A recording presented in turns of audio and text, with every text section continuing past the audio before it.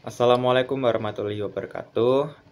Perkenalkan, saya Muhammad Fadli Ar-Rasyid dengan NIM 2400833. Di sini saya akan menjelaskan tentang titrasi redox iodometri, di mana tujuan dari praktikum ini yakni dapat menjelaskan proses standarisasi larutan Na-tiosulfat dengan KbRO3 dan dapat menetapkan konsentrasi Na2S2O3 serta dapat menentukan kadar cuplikan secara iodometri.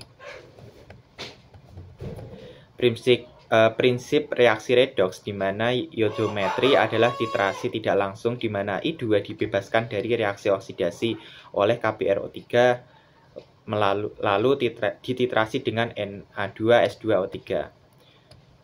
Contoh reaksinya tuh misalnya seperti BrO3- ditambah 6I- ditambah 6H+ menjadi 3I2 ditambah Br- ditambah 3H2O, atau I2 ditambah 2S2O32- menjadi 2I- ditambah S4O6 2-.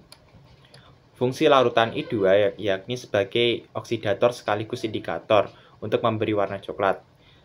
Sedangkan Na2S2O3 sebagai titran untuk mengurangi I2 menjadi I-. Dipakainya indikator Pati berfungsi untuk membentuk kompleks biru tua dengan I2.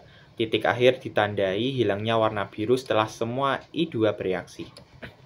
Langkah utama praktikum ini yakni yang pertama untuk standarisasi Na2S2O3 yakni larutkan KbRO3 lalu tambah Ki dan H2SO4 encer.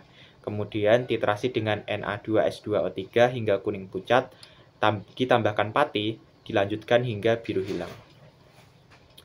Yang kedua yaitu analisis cuplikan, di mana penentuan vitamin C dengan cara serupa.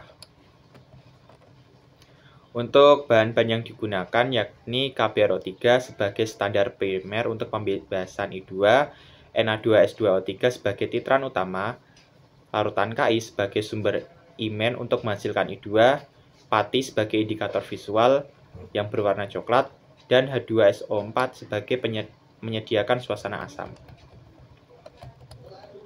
Untuk analisis data dan contoh perhitungannya, jika ingin menghitung konsentrasi Na2S2O3 dapat menggunakan rumus konsentrasi KbRO3 dikali volume KbRO3 kali 6 per volume Na2S2O3.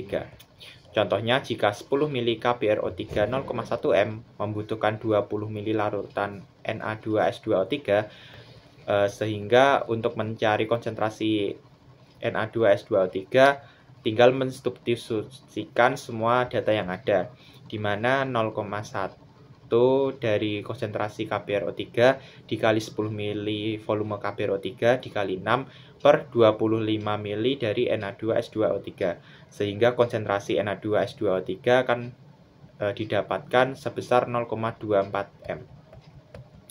Untuk hasil yang diharapkan yakni titik akhir akan berwarna biru kompleks Pati, di mana I2 hilang menjadi bening. Tips agar titrasi ini mendapatkan hasil yang akurat yakni yang pertama, larutan Ki harus berlebih untuk memastikan semua I2 terbebas. Yang kedua itu tambahkan Pati saat mendekati titik akhir, di mana warna kuning pucat untuk hindari kesalahan.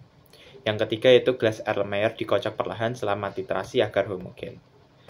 Dan juga tak lupa juga untuk mengenakan keselamatan kerja seperti mengenakan kacamata pelindung, jas lab, dan sarung tangan latex.